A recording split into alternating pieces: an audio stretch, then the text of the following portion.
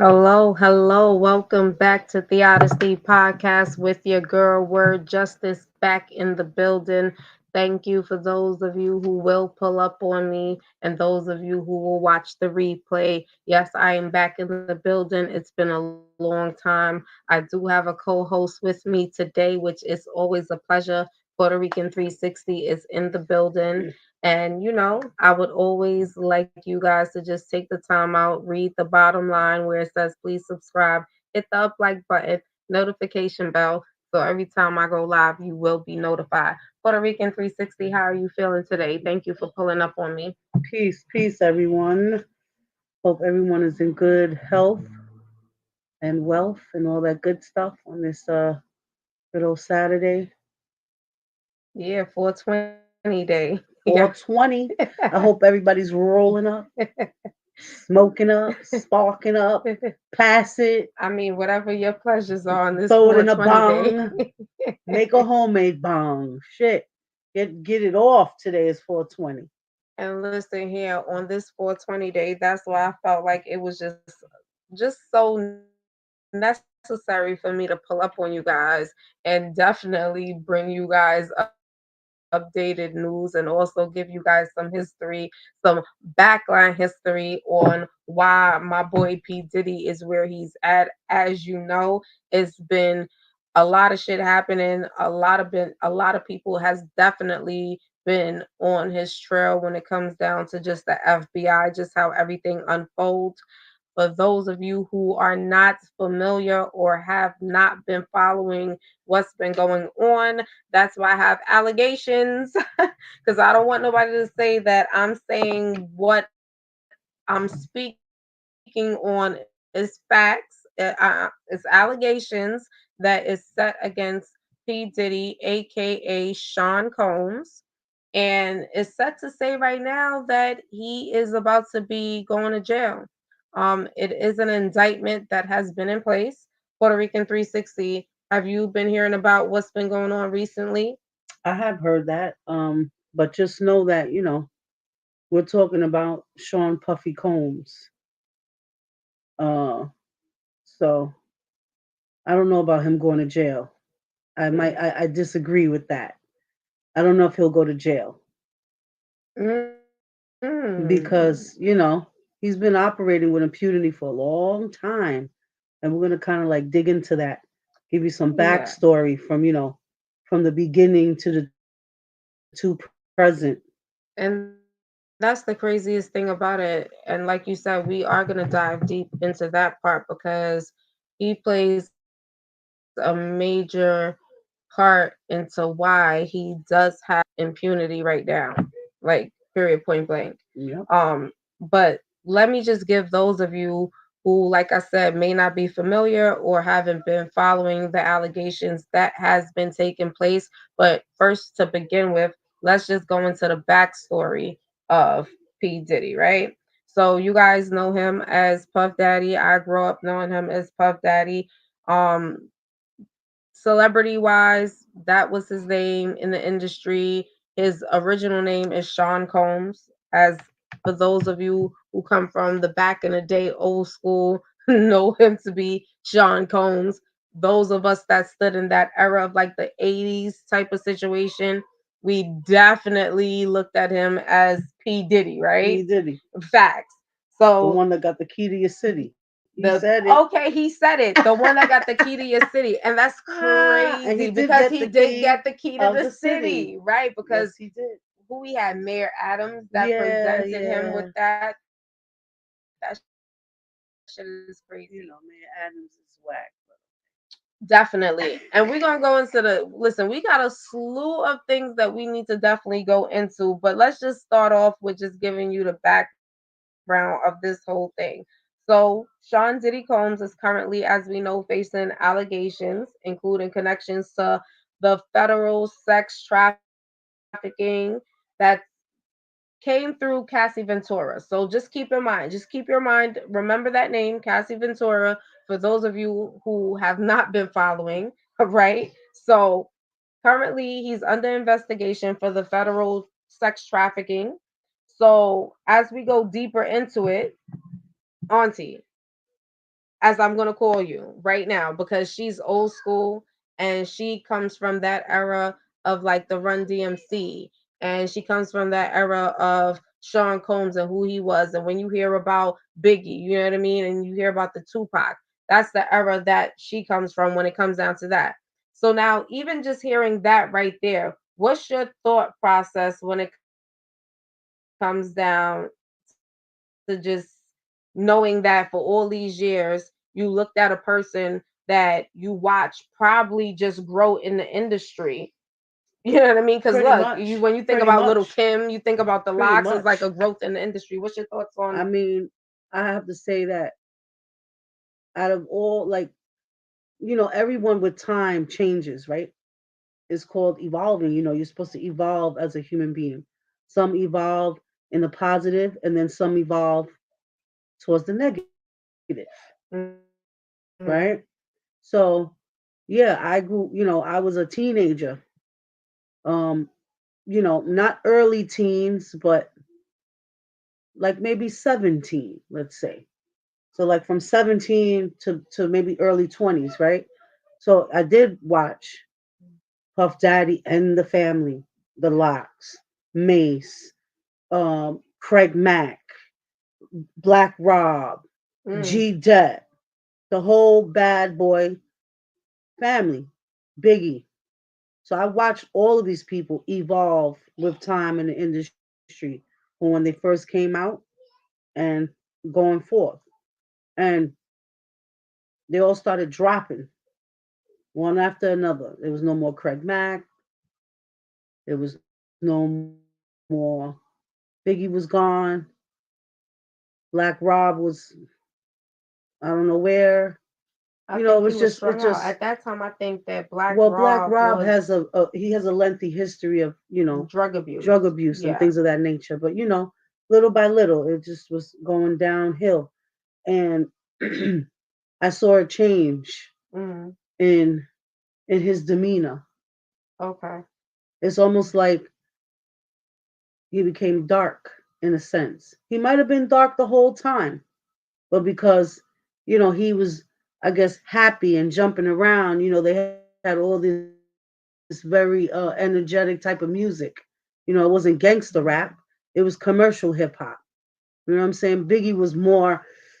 He had more of a gangster side than Mace did with P Diddy. You know what I'm saying? Everything was high energy and happy, feel good music, right? Mhm. Mhm. So he might have been dark the whole time. Who knows? Yeah, But because when you think about it and you make that I did statement, yeah. see I did see the change and the switch and the demeanor.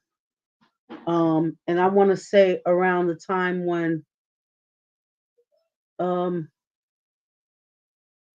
like after, I'm gonna say five, let's say 5 years after Mhm.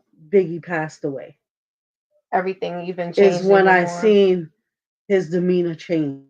And I could be real with you. I truly, if I go back, I can't date back as far as where you can see the change of where he started to probably have more money and he was able to do more things, right? And during that timing, from my perspective, looking at it, it was like he was the man. Like, oh my Right. God, he was the person that was making things happen. Like, you needed to go through him just to get through wherever you needed to get through to when it came down to the industry, right? Hmm. He held a lot of power. And it's so crazy because when you look at a person like that, and this is for the young people too, you know what I mean? You look at a person, and because you assume the position that they're in, they hold the key to everything to unlock where you want to be in a particular I industry. mean, he did. He had the world by storm at a certain point in his career. He Yeah. did, and as well as his artists.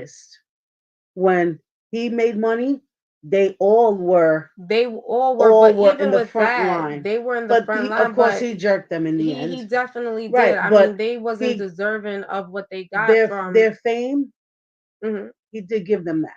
but even with the fame means nothing if To him you it did.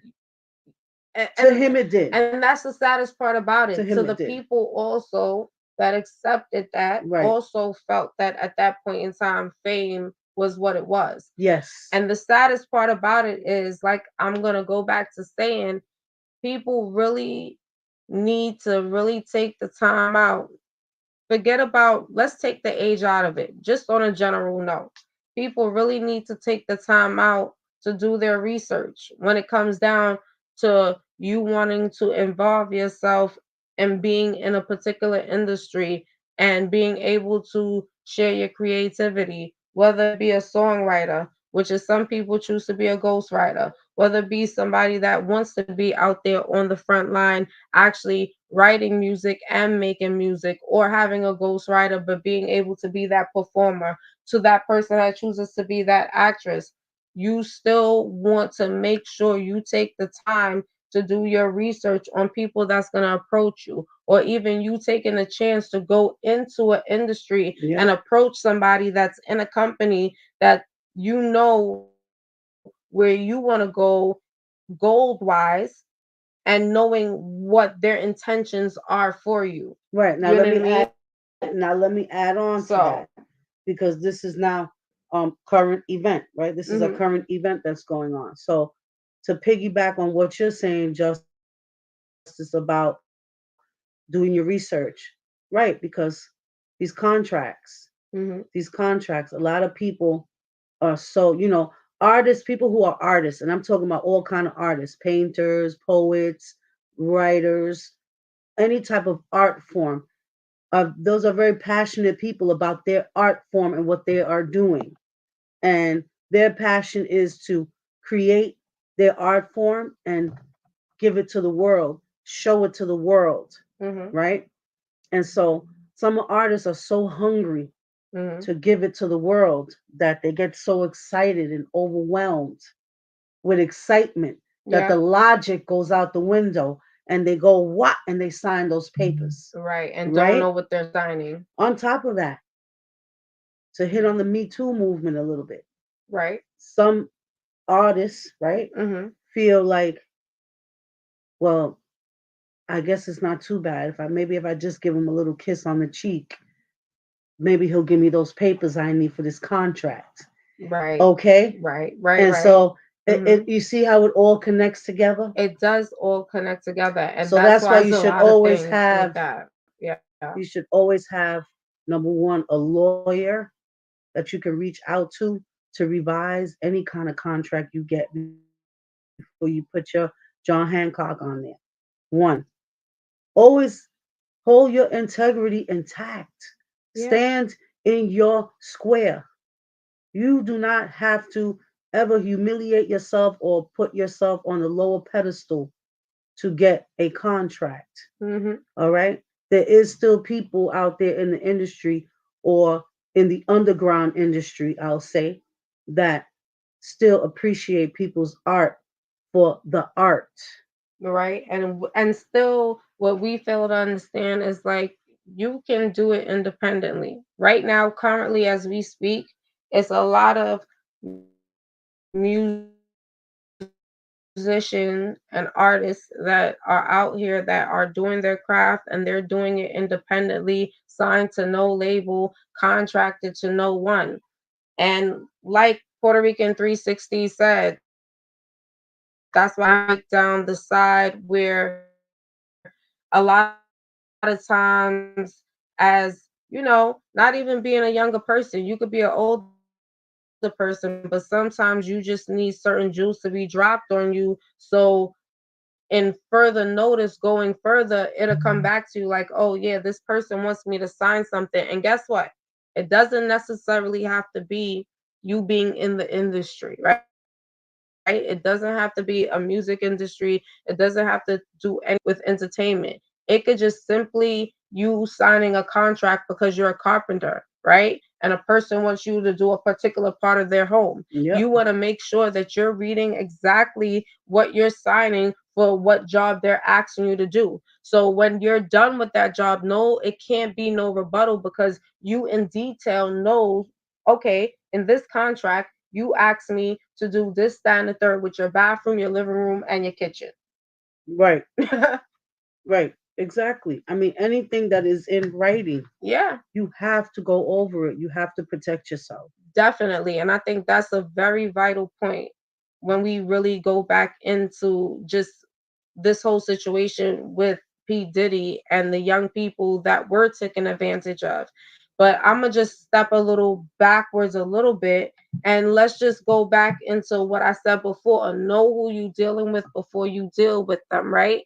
And knowing that a lot of these people that engaged with P. Diddy at the time, they were young people, they were excited, they were blinded by the bling, the fame, and all of those things that he put forth in their mind that he could offer. Right. Now, when you back up to knowing who he is, when he started off, he was a promoter, Right. A party promoter. a party promoter. Mm-hmm.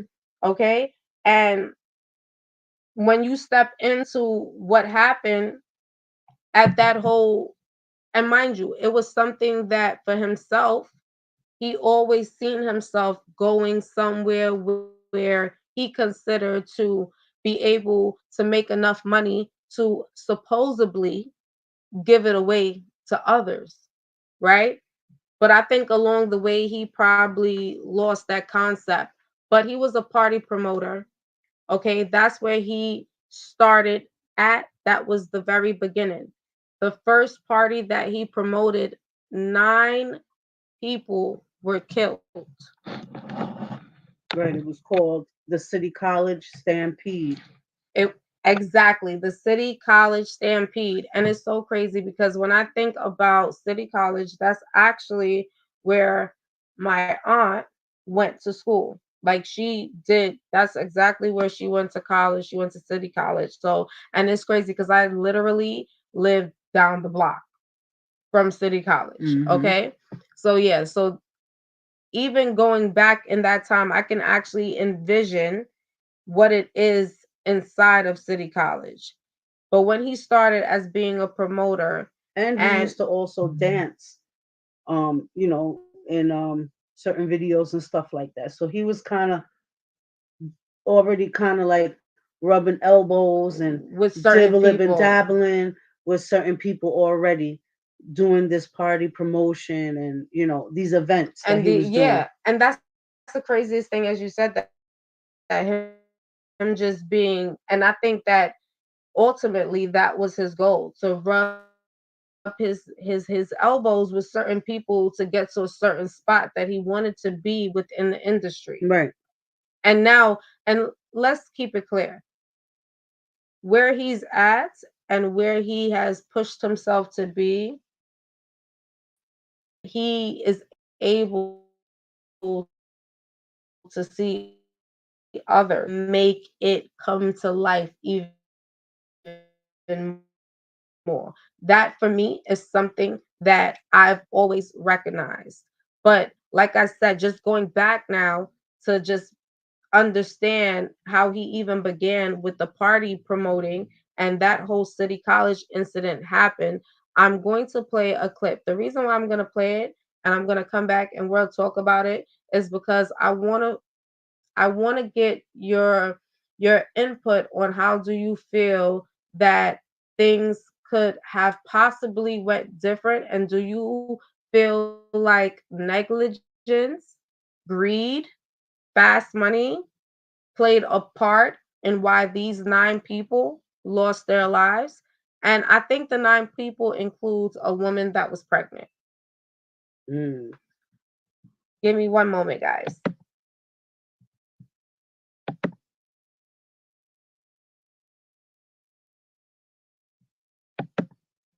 I'm trying to do this really quickly. Let's share this screen really quickly.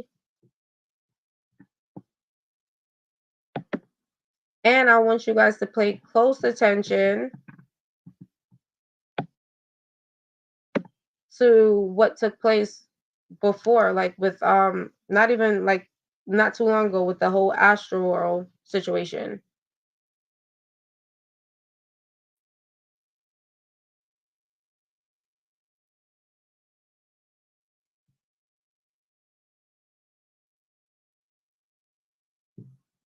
I'm sorry, give me a minute. It's taking a little minute to load. I own the copyrights to this video. Heavy I'm D just and Puff bringing Daddy it correct. celebrity charity basketball game. The headline plastered in bold on posters everywhere and what sponsors call the event, set to take place on December 28th, 1991. The event you don't want to miss, featuring appearances by some of your faves like Heavy D, members of Run DMC, Jodeci, Boys Remember, all the wrong reasons. What was supposed to have been a night full of fun turned deadly real quick, resulting in not one, but two all due to others injured during the World crowd crash that took place on November 5th, 2021 in Houston, Texas. Everyone real ginormous and children were caught in a human wave pool, but without the water. As would any master, speculation began to circulate. All figures ultimately point true was tragic nonetheless. But this wouldn't be the first time a rapper or rappers had been such as that one.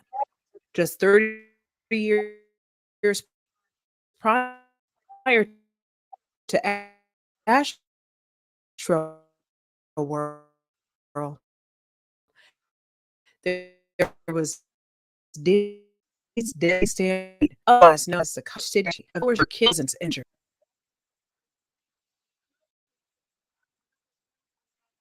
And Puff Daddy Celebrity Charity Basketball Game.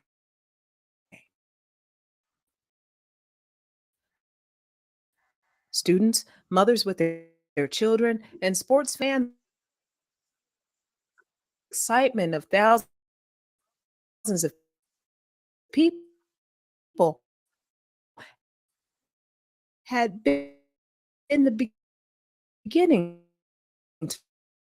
to what was supposed to have been a joyous evening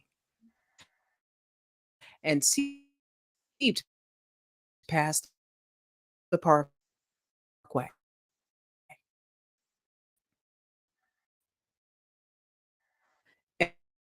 Everything appeared to be under control until they ticket nor were planning on getting one. Meanwhile, inside the building, the crowd came in hot, eager to get into the basketball leading to the gymnasium. Articles were purchased for entry. Money collectors not far away from them, an unknown Diddy included. Along with a woman named Lou Hands an item. But that's neither here nor there. Jessica, in her mini skirt, had been collecting people's coins as fast as she could before noticing the angsty crowd growing angry. Before she knew it, all loose and down the narrow staircase leading to the gym. With the quickness, Jessica gathered her money trays, Diddy not far behind her, and they'd scurry down the steps leading to the gymnasium, making sure she made the biggest mistake she could have ever made. But before the chaos erupted, Puffy had hired his usual security crew known as Slick and the Fam, consisting of his personal bodyguard, Diddy, to which Gene obliged. Gathered 3 of his gathering a total of 18, the crew was settled and ready to go to work the next day. That is until the very last minute, when Ed Hill's response to Diddy's abrupt changes in staff hadn't just been a question of certainty, but an intuitive nudge on the December 20th. Other security had been scheduled around 50, 60 cities listed of Islam, this hours. Some from 2 p.m. leading up to the 6 p.m. main event schedule that wouldn't begin even hours after that. Slow and steady on the job. Let me pause this for a minute. I want you guys to pay close attention to who is in the pictures and who is still remaining and still alive that is also now caught up in currently the court documents and indictment of P. Diddy. Who do y'all see right now? Not Stevie J. Who's in the court docs right now? And you guys can actually go and research and pull it up yourself. Currently, Stevie J is in the court docs under P. Diddy's indictment, aka Sean Combs. And the person that is sitting besides Diddy on the opposite side, as you know, is currently been deceased for a long period of time. It's been how long? About 20 something years or so Biggie's been gone.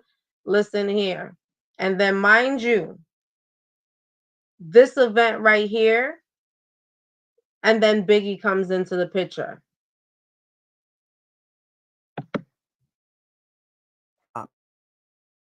Which wasn't sitting well with the crowd growing outside. The crowd was becoming aggravated and unruly by the minute. More and more people, and yet over 5,000 people showed up trying to get a hold of the 1,700 tickets for people that in store. It was about him at this point, and with thousands of people waiting point, but not before the master of ceremonies himself, LL Cool J, came striding past the crowd and into the building. Behind him, the boxing champ, Mike Tyson. The pushing and shoving became an all-out ripple effect, with that to get the lines moving by any means. It had dash and haul tail. Again, making sure to shut the only door leading to the gym's court, despite there being 3 other doors right beside it that were never open for whatever reason.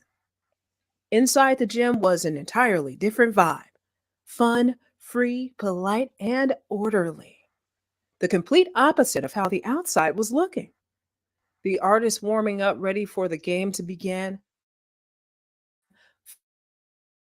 Photo ops took place. A young Dame Dash had also been in attendance and thankfully had been let inside of the gym earlier on. Outside of those doors, however, complete pandemonium had ensued. Once the door Jessica Rosenblum had run into was shut, immediately the narrow space leading to the doors filled with people. So tight and packed that the only way to describe it is like a pack of sardines. One right behind the other, limb to limb, and no room to move your head from left to right. Witnesses say they were squeezed in so tight that their feet weren't even touching the ground at one point. Inside, they were having a good old time. They weren't aware of the fear that the was looking for their lives. Nowhere to go, no place to move as the people behind continued to push their way through. unaware of those at the bottom of the steps fainting, slowly being crushed to death. 15 minutes passed before anyone knew what was truly happening. With the game finally in full swing, security guards inside the gym, after realizing what was in place right outside, I want to stop it and pause it right there for a moment. What is your thoughts when it comes down to, like I said before, the neglect,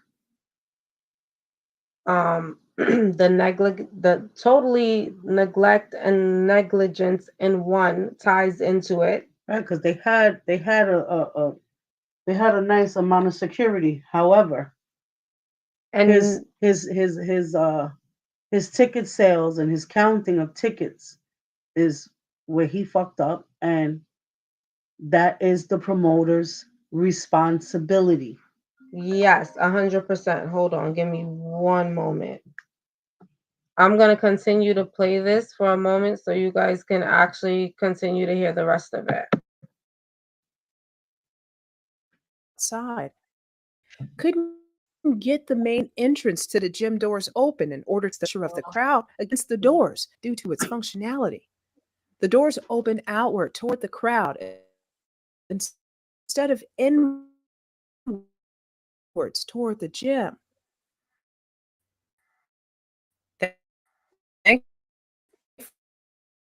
Thankfully, Gene Deal and his final main doors would open, and bodies, some stacked 6 on top of each other, were pulled into the gym and carried off to the side.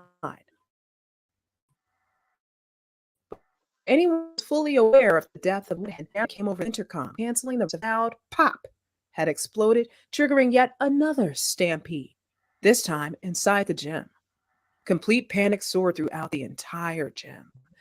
People began pushing down others. Folks at the bottom were getting stepped on, while others jumped from the bleachers onto the gymnasium floor, trampling those at the bottom even more.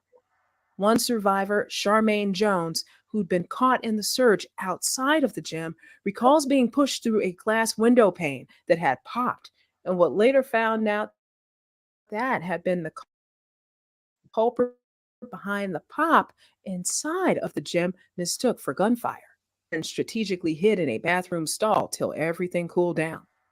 Before the game, she'd placed a tangerine inside of her jacket pocket, and when the noise calmed and the coast was clear, Charmaine got out, reached inside of her pocket, only to be met with the skin of the fruit.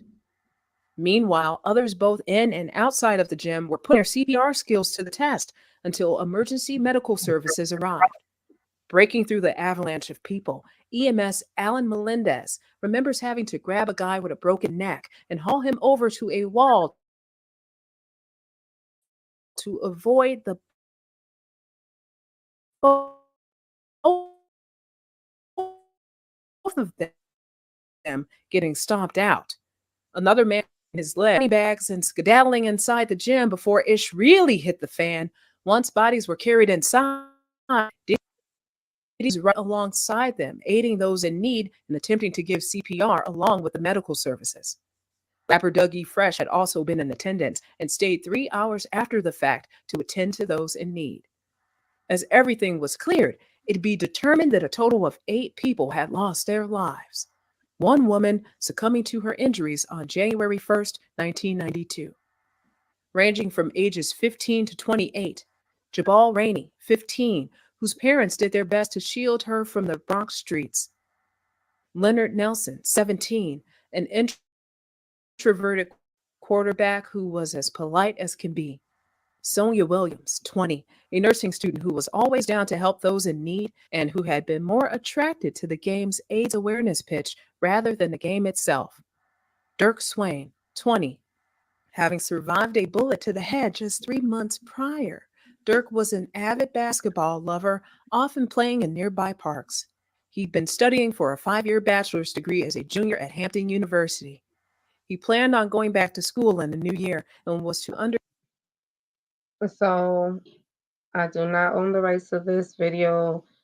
I'm using this video for educational purposes and to also just give you an idea of certain situations that took place that if we look at present time to what we'll consider 30 years ago, things that occurred. I definitely hope that you guys are just looking and paying attention to certain key players that are still alive. Undergo further surgery for his head in the spring. Sharice Ann Noel, 26, an avid churchgoer. Yule Dargan, 24, a quiet, sports loving junior deacon who'd been active in a youth evangelical movement, often spreading the word of God to others. Darren Brown, 29, a devoted father to his daughter, Brittany, whose mother died during childbirth. He'd been playing with his baby on the floor before a friend of his stopped by and talked him into going to the game. He'd also been a part of the road crew for one of the event's featured artists, Nice and Smooth, who were also present at the event. Then there was Dawn McCain, 20, who had been put on life support but later died at the hospital with the consent of her family. All 9 lives had been mercilessly asphyxiated. Amongst the dead, a pregnant woman who'd got trapped between a broken glass panel and who just so happened to be the expecting baby mother of rapper Father MC. Unfortunately, she and the baby didn't make it. Former New York Mayor David Dinkins' administration released reports following the tragedy, 67 pages long, titled A Failure of Responsibility, that shift blame from Heavy D as well as Puff for inadequate security, and Puff There we go. Okay. And that's where I'm going to stop it. And if you guys want to hear more, you can definitely just go in and just look up 9 killed and 26 injured during a stampede at City College, and you will be definitely able to listen to the whole entire incident and what took place with that. But I just want to leave it right there and what was stated, the negligence yet again, and the lack of responsibility that was even taken for those 9 lives that was gone, and like even mentioning the woman that was the baby mother to a rapper, a known rapper at the time, ended up not making it, neither the child. That was something also that was so disheartening, just because it had a lot to do with selfishness, if you ask me. Because if you already put in for a certain amount of people based on the capacity of what the gym was, and knowing that it would have had so many people still coming in based on the celebrities that were in the building. This was something that was highly promoted, and you had to know based on your security team that you put forth that you would have had to have order straight through. The next thing that was just so unbelievable is technically 4 doors. How does only you guys shut the only door, leaving all these people trapped in between doors, along with 3 other doors that could have been open to at least let people be able to get out from every and each exit? Mhm. But now, another mistake that was made was somehow these people were told that there was 1,700 more tickets available at the door. Right. Now, this is what brought that flush of people out in the front. The gymnasium was already at full capacity. So Mm-hmm. whoever he had running the door and the tickets Was basically running a scam. made us running a scam Yeah. and caused these people their life Mm-hmm. because the gymnasium, the show was supposed to be, the door was supposed to be locked. Once it's at capacity, they were supposed to say sorry, no more tickets available, no more room, Mm-hmm. and close the doors. Mm-hmm. Nobody should have been in that building unless it was in the gym. Not in the hallways, not in the corridor, not in the vestibule, Nowhere. nowhere. Nowhere. And the thing about it is that, just to give y'all why I even brought this up and even brought it for you guys to see also, is because just from the beginning of his career as a promoter, this incident took place, which he was not held responsible for, although a lawsuit was brought against him at the time. It was brought against him and Heavy D at the time. But now I want to just take you guys through a breakdown of all the incidents that's taken place with P. Diddy, aka Sean Combs, from the point where he started as being a promoter, okay, up until 2024, where we're at right now, where the allegations that's put against him is sex trafficking, and along with money laundering, because that's also in the court docs. Like I said, you guys can go and look that up yourselves. But like I said, starting with that, okay. We're gonna go into, that's 19, that was just that era right there, 1991. So now we're gonna jump into 1992. Okay, Diddy was tied to a deadly stampede that we just spoke about in 1991, 1992. It was promoted all through 91. It took place in 92. That was the deadly stampede in Harlem, which took place in City College, which I just showed you guys the video of, which I don't own the copyrights to, was just using it for educational purposes and even being able to show my audience basically what I'm discussing when it comes down and what ties into this whole P. Diddy situation up until right now in 2024. Okay.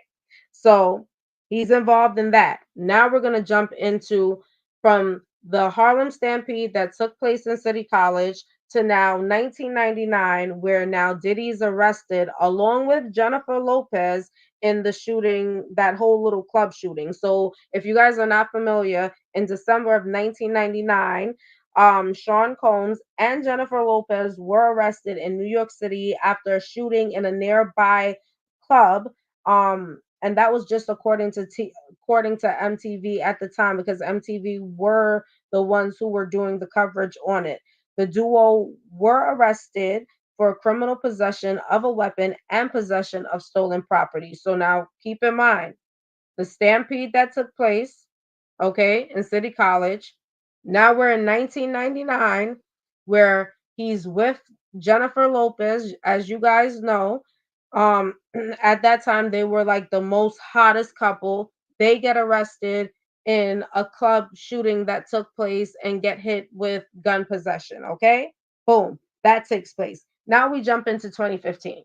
Okay, Diddy is accused of now swinging a kettlebell at a UCLA coach, okay, which at the time, the reason why that took place, I believe, is because one of his sons, I can't remember which son it was attending that college. So in 2015, a variety of report came out that Diddy was accused of insulting a UCLA football coach.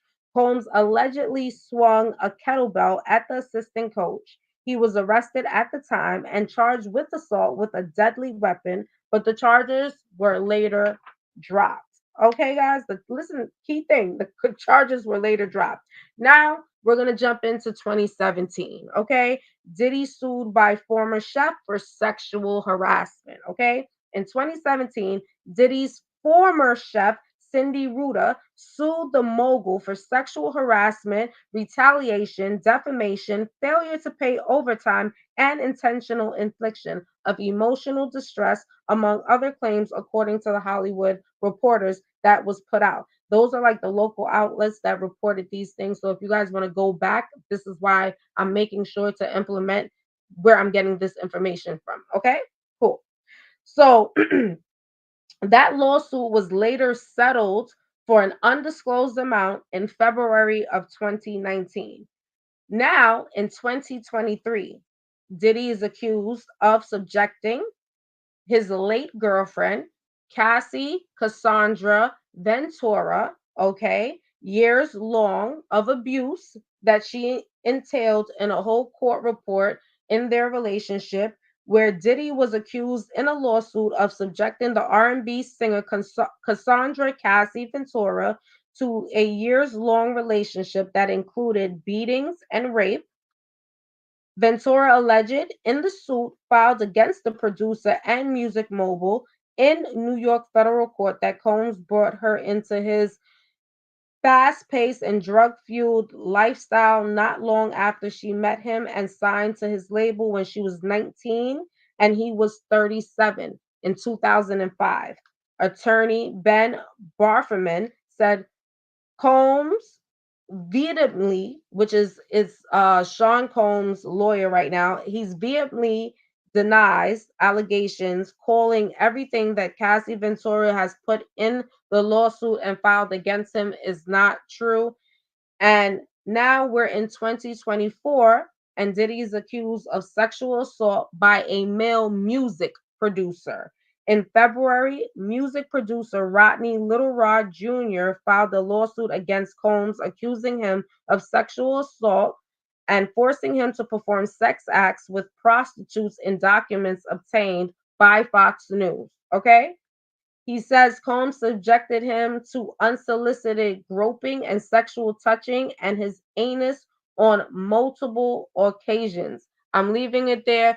Puerto Rican 360. That is the timeline of all the allegations that have been set against Diddy. And what are your thoughts? And now I want to add a rumor. It was said that P. Diddy beat up Steve Stout, which was Nas's manager, with a champagne bottle. Oh, shit. And so it seems to me that going through the timeline, that this man obviously has some anger issues along the line. Mm-hmm. Right? Mm-hmm. That's what it seems It like to seems me. like he has anger issues, and it seems like the power that he obtained definitely went to his head, which turned into him feeling like he has to control everything and Right. everyone around him. Now let me hit on the power part. Mm-hmm. Let's hit on the power. So those of you that know about the Illuminati, the number 9 is the completion number, right? Because the number 10 has a 0, Mm-hmm. right? So now, the first promotion that he had at the city college, how many people died? 9 people. Ultimate sacrifice. Ultimate sacrifice. Okay, and then what happened to away. his career? It skyrocketed. There you go.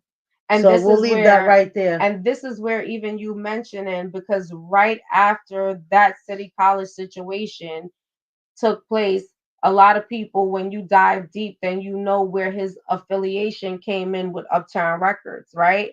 Mm-hmm. And through his affiliation with Uptown Records and him even being cut, because during this time they also helped promote, I believe, that city college situation. Yes. And so they had cut ties, but still he had an opening to where Bad Boy Records was able to be still funded. Right. See what happened? Them, what happened? In other words, what happened was this: that P. Diddy became Andre Harrell, which was the founder of Uptown Records, his intern during the time of his party promotion. Mm-hmm. Okay. Right. And now once he built a rapport with Andre Harrell started backing his events, and then so on and so forth. And so when this incident at City College took place with the death of these people, that's when Andre Harrell said, okay, I'm cutting ties.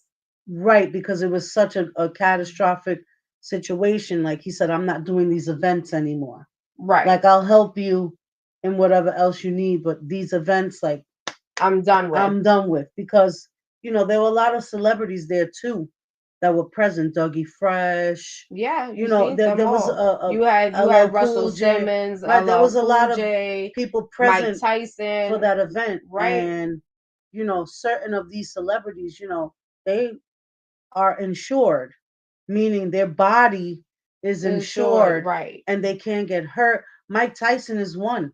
Mhm. He is a professional boxer, and at that time he was the champ. Mhm. So he can't get hurt, trampled on, scratched, none of that.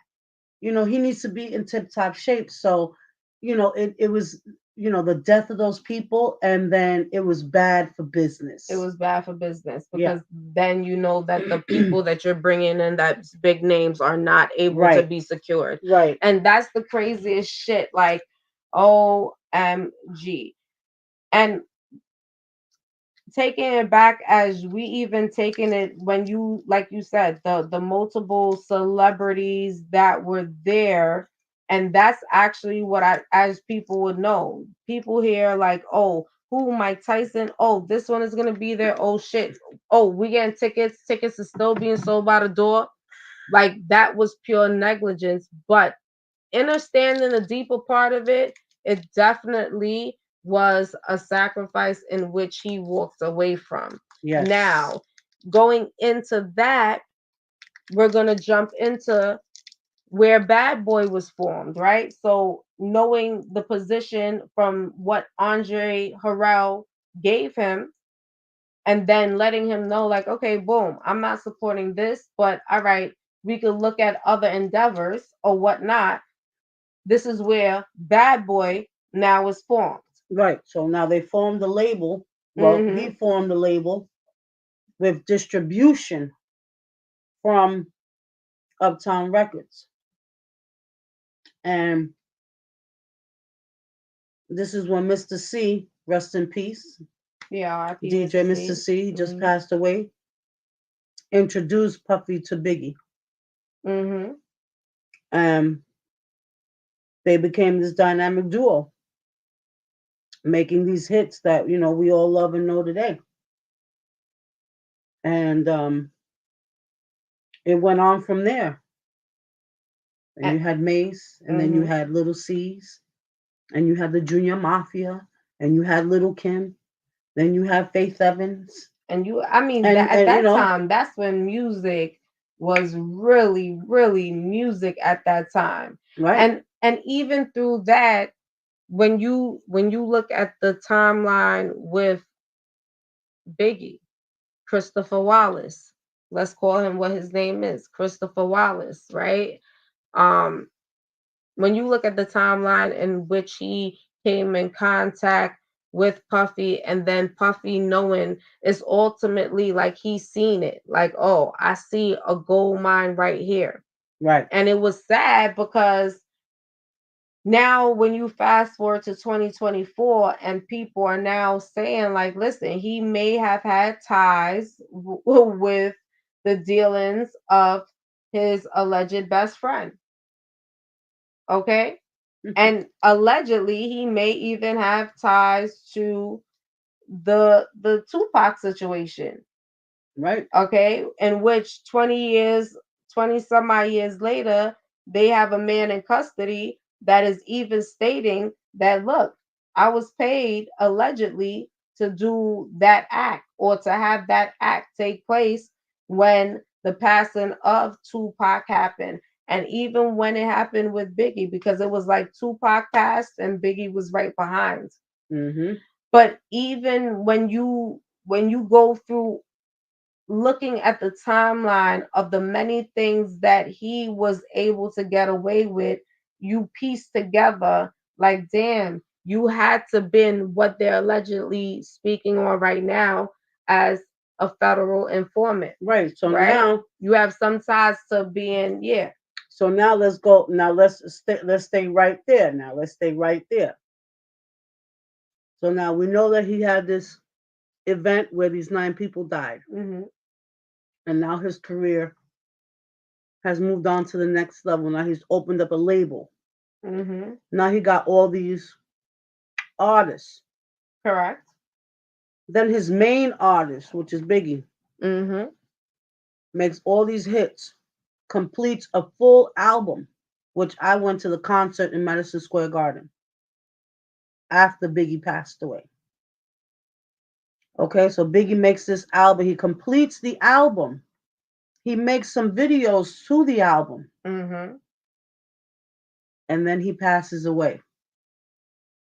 Okay. No, he was He murdered. was murdered. Okay. After that, what happened? He made this Puff Daddy and the Family tour where he had all his artists perform and he played Biggie's album. So he made money off that tour. Mm. Then he also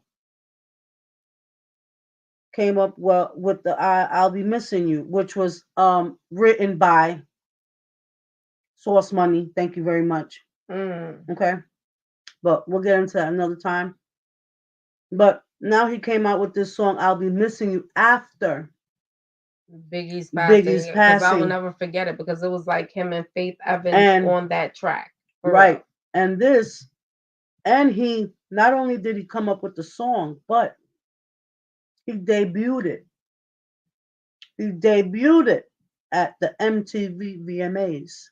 And the craziest thing about that whole situation is that So his now he mother, has leveled up oh, once again, yeah, people. yes, Do yes, you yes. see? You see the climb of the Do you see the ladder. climb? Yes, you I'll definitely Be see the Missing climb. You is a big hit.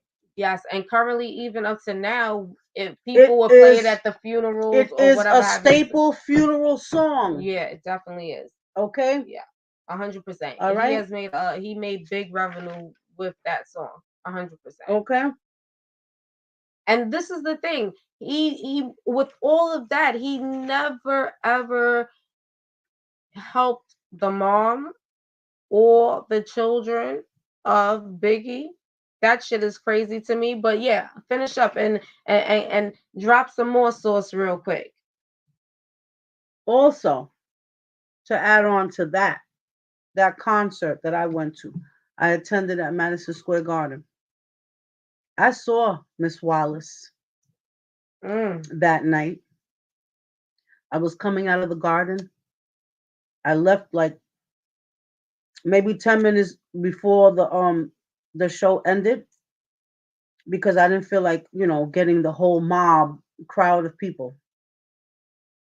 So when I got outside and I was going into the train station, I noticed a woman coming down behind me, and it was Miss Wallace. Mm. That's And she was crazy. taking the train home.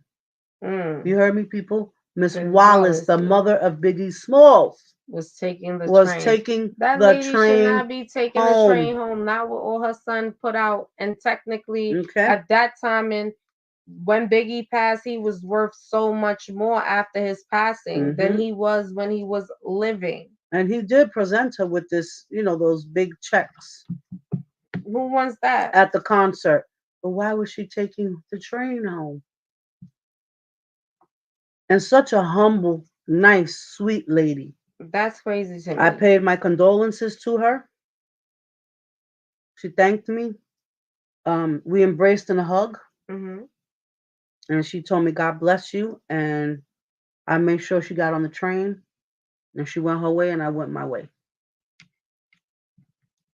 That's deep right there. I feel like, for me, like I said before, that's so sad.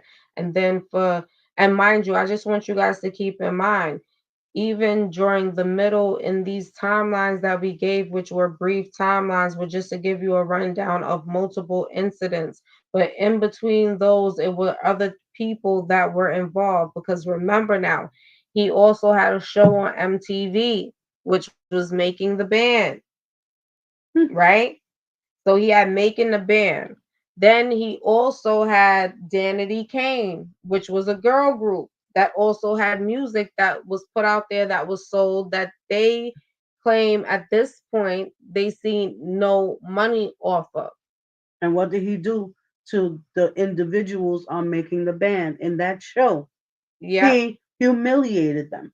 Very much so. He humiliated them. It was very disgusting. I remember watching the show, and he had them walk all the way from where they were, I believe, in the city, all the way to the Cheesecake Factory in Brooklyn. Across the I Brooklyn mean, Bridge. that shit was crazy to me.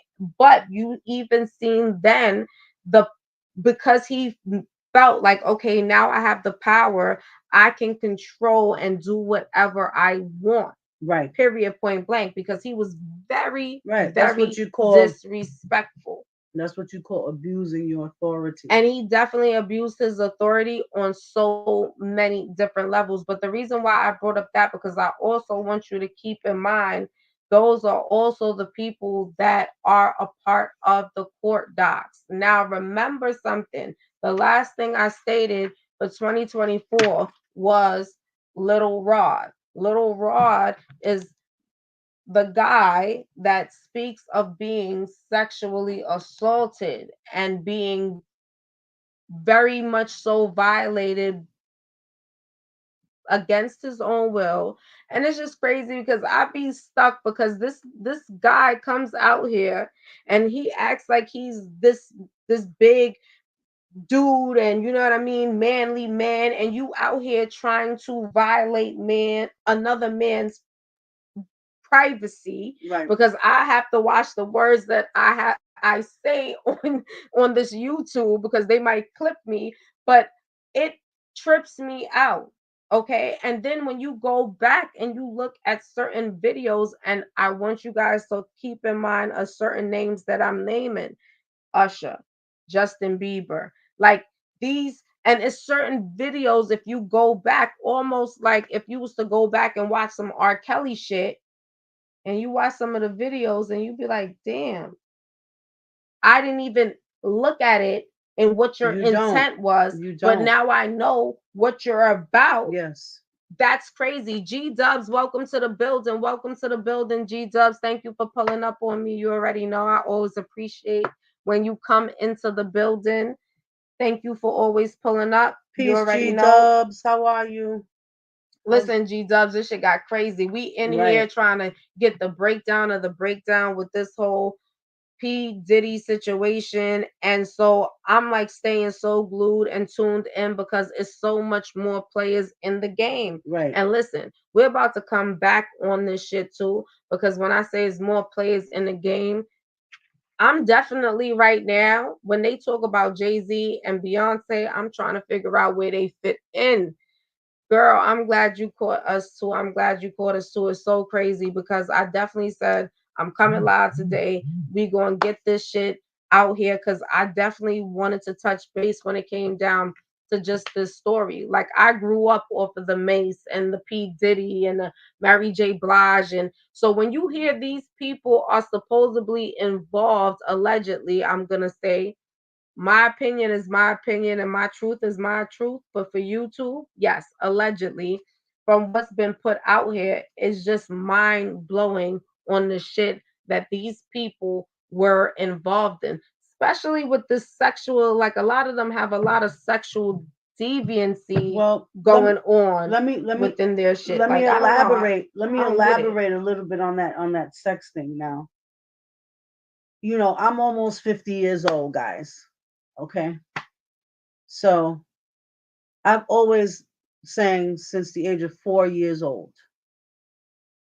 When I was around like 15, 14, 13, you know, those ages, I used to go to a teen club. And in that time, freestyle music was very popular, you know, and you know, those were the songs that, you know, I used to sing and things of that nature, besides other songs. But I've always been involved somewhere, somehow around. I was offered my first contract at 15. I didn't take it because I knew it entailed being away from my family, and I didn't want that. As I got older, I sang hooks for people. I did a lot of things. Now, when I was in my 20s, about 25 or so, I did a hook for an artist by the name of Johnny Blanco. And Johnny Blanco just so happened to be P. Diddy's artist. Okay? And Johnny Blanco never made that. He never made it really in the industry because he was a white boy. He was from Corona, Queens. He catered more to like Spanish folks or whatever. I thought he was good. I thought lyrically he was good. I thought, his cadence was great. I think the song that we worked on was great. However, I say to say this. During the session of me laying this hook down, there was other producers in the studio, and they were all, very happy with the finished product, and they were likening me to La India. For those who know who La India is, she's a salsa singer, but she started off doing freestyle first and things of that nature. And I was doing the hook was in Spanish, so they were liking me to her and things of that nature. And one of the producers that was there um asked me to come to his studio to work. Mhm. And so in my head, I'm saying, "Oh wow, something is moving here." Mhm. You know what I'm saying? Now I wasn't looking to be a star because I didn't want to be a star, but I did want to make some checks. Mhm. So I figured, okay, I'll do some hooks. I'll be a studio singer. A studio singer is somebody that will sing a song and then they will present it to the artist and say, "Will you be interested doing this song?" And this is Yeah. how it needs to be sung, right? And hold on, G Dubs is saying she always wondered why real artists with talent never made it big, and she's like, now it makes sense. And yes, now you see why a lot of these what you call one hit wonders were one hit wonders. Wonders, right? It was a purpose. They Right, didn't even exactly G Dubs. right. Continue a Puerto Rican 360. Yes. So this producer wanted me to come to his studio, so I was like excited. I'm a young girl, I'm excited. I'm like, all right. And we make a date for me to go to his studio.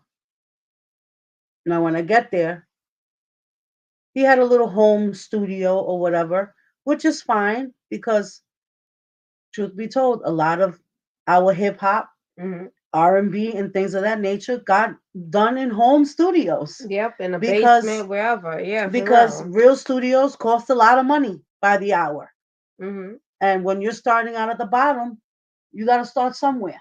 Mhm. Okay, True.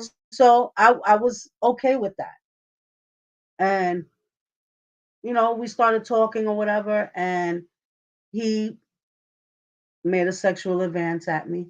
Mm. And he told me if I wanted to work or make any music or anything, that I had to perform Mhm. fellatio on him. Mm. Uh, Disrespectful shit. This is what I'm talking about. and that was basically it. And so I kindly declined Mhm. and I kindly left.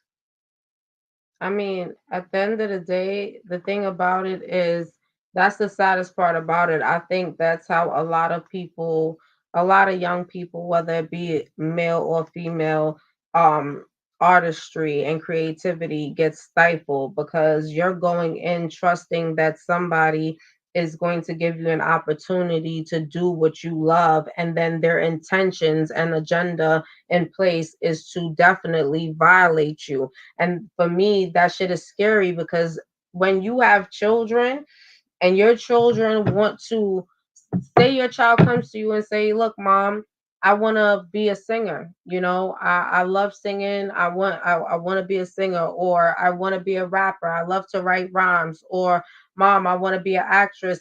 It's sad that you definitely have to second guess them making that decision to go into that career path because you know that there's so much different demonic energies that's there to try to manipulate to get your child under certain control to then fulfill whatever their agenda is. Now, let's get it real straight. This does not only happen in the entertainment industry. This happens in all types of industries that you may be involved in or may have a love for. I mean, you have had people that they are nurses and they have went through being sexually assaulted by a higher up in the hospital. You know what I mean? It's so is so deep. You know what I'm saying? But even with this whole situation, like I said, with Puff Daddy, it's like you grew up watching somebody thinking that you know who they are, because for some reason, as people, we get attached to people that we listen to, and we feel like we have a connection based on where they come from. You know what I mean? Him being from Harlem, you know what I'm saying? You feeling a connection if you're from that area, you know what I mean? Him giving you the New York feeling. Those were the things that you looked at him as, and to know. And like I said, it's not only him, it's a It's a lot long slew is a full slew. And of the them. craziest shit about it is Yes. he's not gonna go down alone, right? But like Puerto Rican 360 said, I feel also that he ain't gonna go down because he already put the people in play that's gonna be the four guys to go down. But that's just for us to watch and see. And Mm-hmm. I appreciate you guys for coming out and spending your time here at the Odyssey podcast with your girl Word. It's always appreciated. I always love to just come out and have discussions like this and keep you guys updated on certain topics that I enjoy talking about when it comes down to the celebrity world. I will be back in the building. I want to thank my co host, Puerto Rican 360, for always coming in with enlightenment, always coming in to drop certain jewels, and also giving you a taste of the past for those of you who are not familiar of certain things that may have took place during the timing of this whole entertainment industry, when I mean back in the days type shit. So with that being said, Puerto Rican 360, I'm going to leave you with the last word, giving a shout out, and I'm going to have to wrap it up, y'all, and I will be back. Y'all already know that. Well, I hope everybody enjoyed the conversation tonight. I surely enjoyed myself. Thanks everybody for pulling up, everyone that came in and out, everyone that's going to catch the replay. Make sure you subscribe to the Odyssey podcast. Hit the notification bell so you can be notified when Word Justice goes live. If you have any suggestions of any topics that you may want to hit on, please leave us some comments and we'll be gladly to sit and talk to you guys about it. Everyone have a good night. Peace. Peace.